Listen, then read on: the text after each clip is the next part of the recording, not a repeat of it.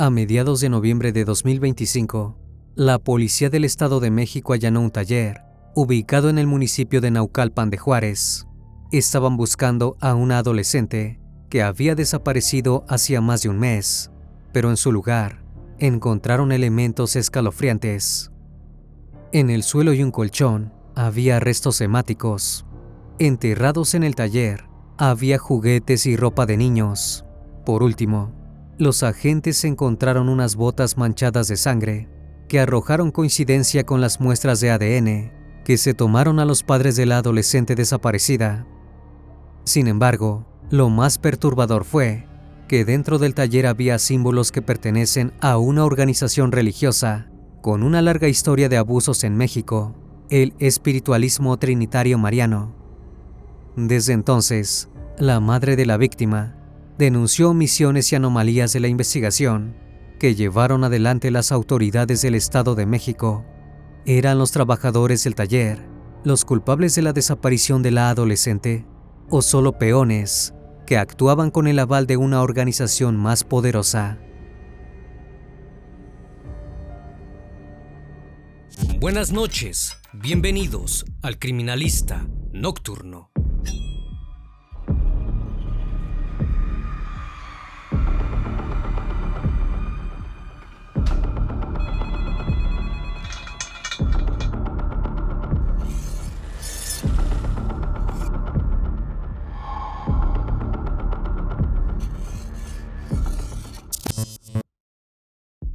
Era el 2 de octubre de 2025.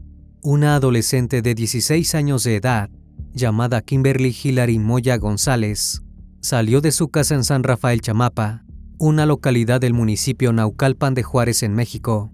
La joven, que estudiaba en el Colegio de Ciencias y Humanidades de Naucalpan, se dirigía a un cibercafé de la zona para imprimir una tarea, como tantas otras veces. Las cámaras de seguridad situadas en el establecimiento registraron la salida de Kimberly a las 4:06 de la tarde. Se le podía ver caminando en una zona conocida como Los Aceites, ubicada junto al Boulevard Colosio. Llevaba un pantalón gris, una sudadera verde y una mochila rosa, pero la adolescente no volvió a su casa, y con el correr de las horas, su madre Berenice Jacqueline González comenzó a preocuparse. Ese mismo día, la mujer acudió a la policía para reportar la desaparición de su hija. Al ser Kimberly menor de edad, la búsqueda comenzó en aquel preciso momento. La ficha emitida por el gobierno del Estado de México detallaba los rasgos físicos de Kimberly. Medía 1,43 m de estatura, era de complexión delgada, tenía el cabello negro y en el rostro cicatrices de acné. La noticia corrió rápido por la zona y pronto varios vecinos ayudaron a Jacqueline a intentar dar con el paradero de su hija.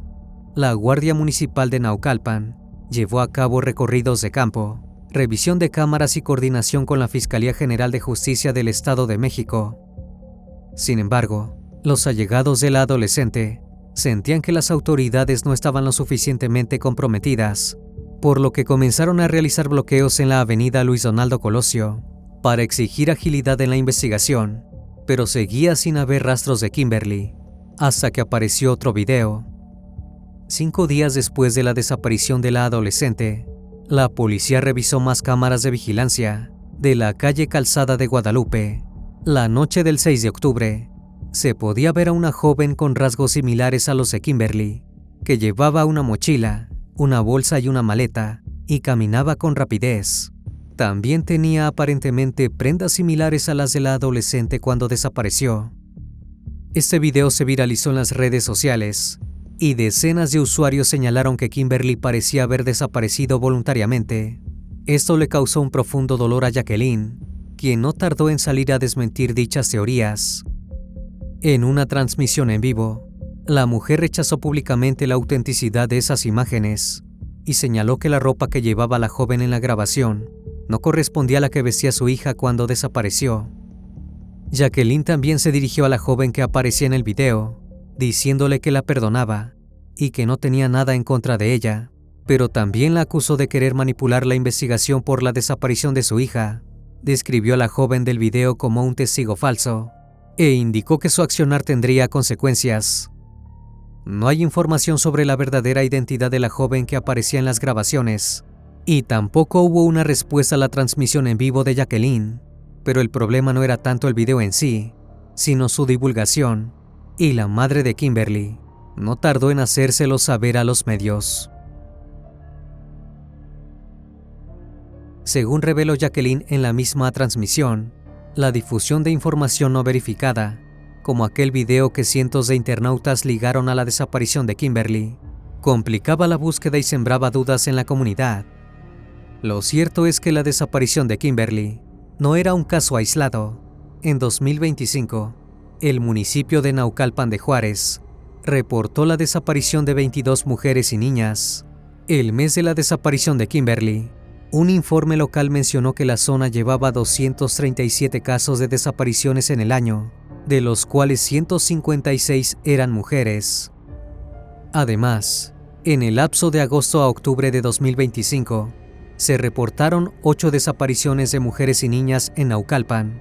Ellas son Dulce María Reyes García, de 13 años, Natalie Díaz Bautista, de 10, Lorena Bautista Patricio, de 30, Naomi Estrella Martínez, de 17, Dulce Estrella Antonio García, de 14 años, Ana Karen Garay Ruiz, de 24, y Sofía Torres García, de 15.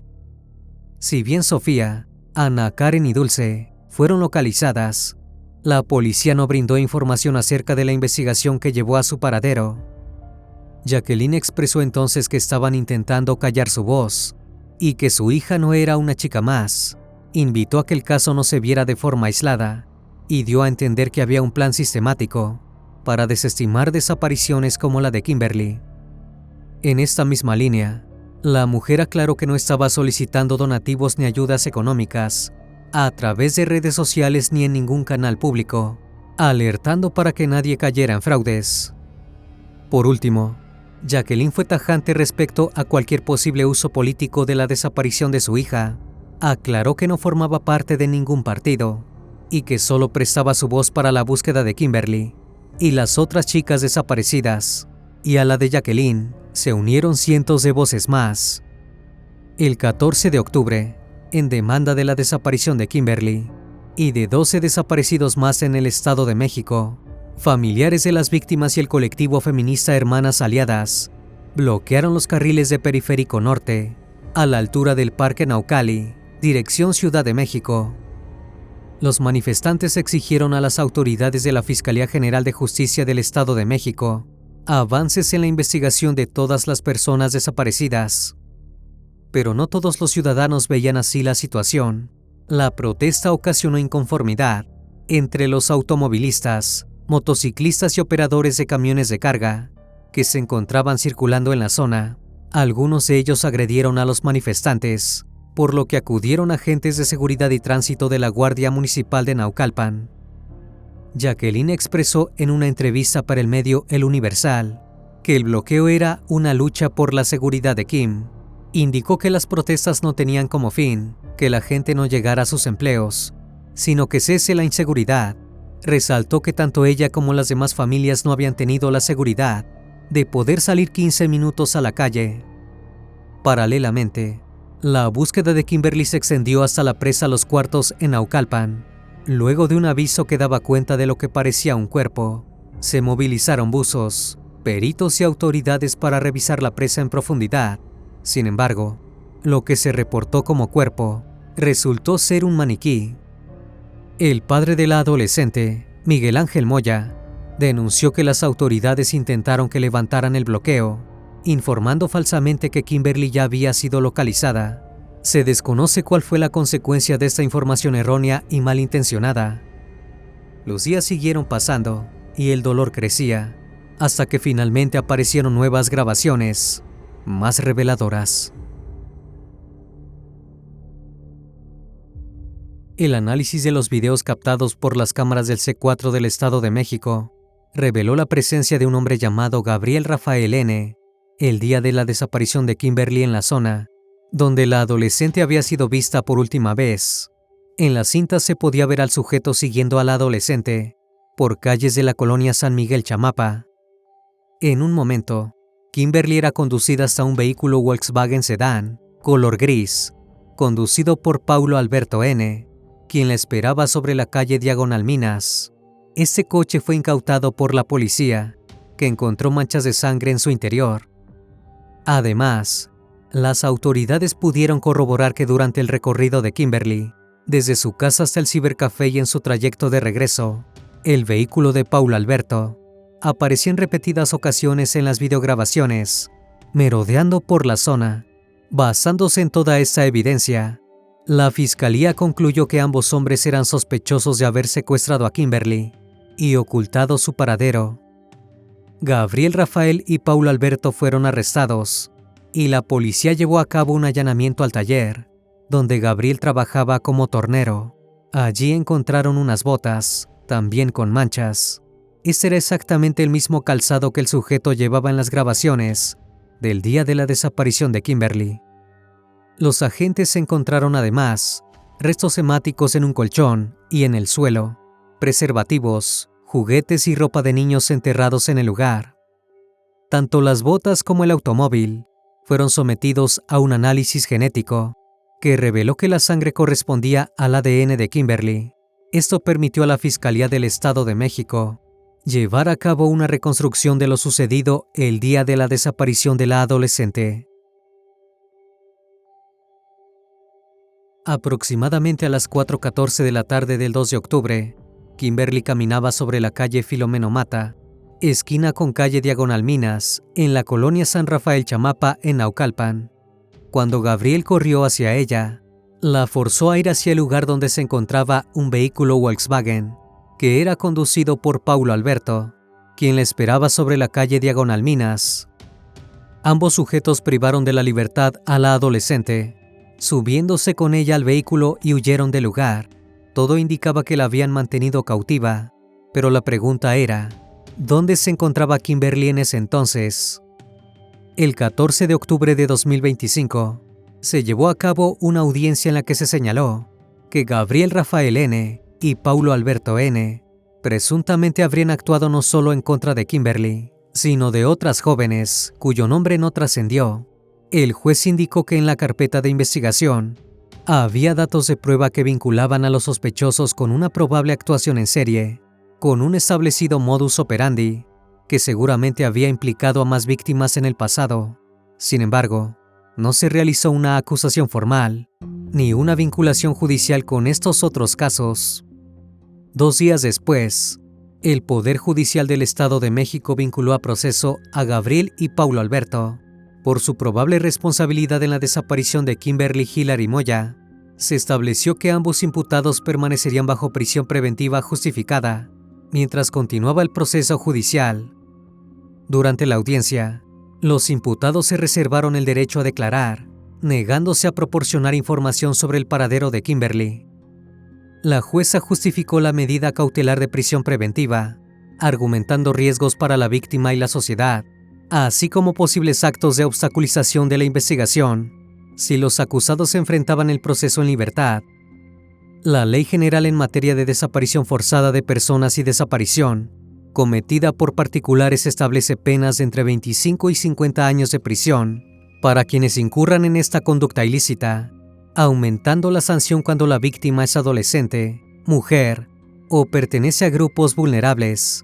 La Fiscalía subrayó que ambas figuras jurídicas eran aplicables al caso de Kimberly Hilary Moya, aunque enfatizó la presunción de inocencia de los acusados hasta que se emitiera una sentencia. Pero más que un juicio, lo que esperaban los allegados de Kimberly en ese entonces eran las respuestas que los acusados no estaban dispuestos a darles. Jacqueline aseguró en una entrevista con el medio Milenio que no buscaba venganza, sino que le dijeran en dónde estaba su hija. Insistió en que faltaba información oficial sobre el paradero de Kimberly y pidió que cualquier dato relevante fuera comunicado a la Fiscalía. Reiteró que las nuevas pruebas demostraban que su hija, como ella había dicho desde un principio, no se había fugado voluntariamente. En una entrevista con la periodista Adela Micha, Jacqueline también afirmó que su corazón de madre le decía que su hija aún seguía con vida. Al mismo tiempo, las autoridades estatales mantenían activa una célula de investigación y búsqueda, bajo la premisa de que la adolescente seguía con vida. Por otra parte, los familiares de los detenidos aseguraron que eran chivos expiatorios, y en ese vórtice de informaciones contradictorias apareció una nueva teoría sobre la desaparición de Kimberly. En redes sociales y entre vecinos surgió la hipótesis de que los detenidos podrían tener vínculos con un grupo religioso o secta. Según esta línea, los sospechosos ofrecían trabajos temporales o apoyos económicos para acercarse a jóvenes de la zona facilitando su rapto.